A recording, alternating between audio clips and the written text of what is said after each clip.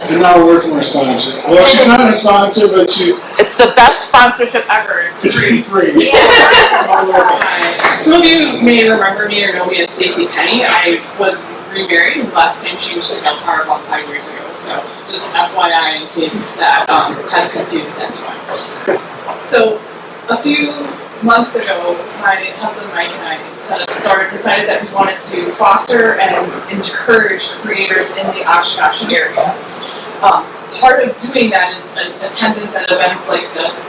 It's also supporting other community activities like our photography club in Oshkosh. There's a Fine Arts Association. There is Oshkosh Arts Collective that runs on Instagram that sponsors various events and coordinates various events and activities in town.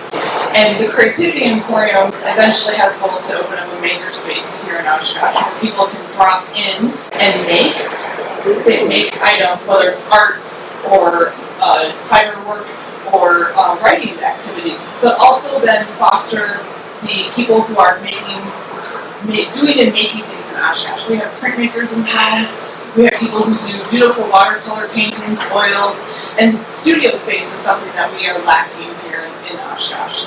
And then combining those things as well as having space for casual people as well as people who need a dedicated space as part of our goals and initiatives. So right now we're just starting to gather surveys and interests.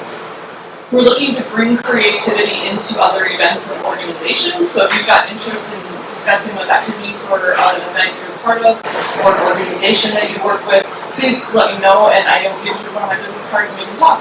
Thanks. You want to say who it is over the, like how to contact?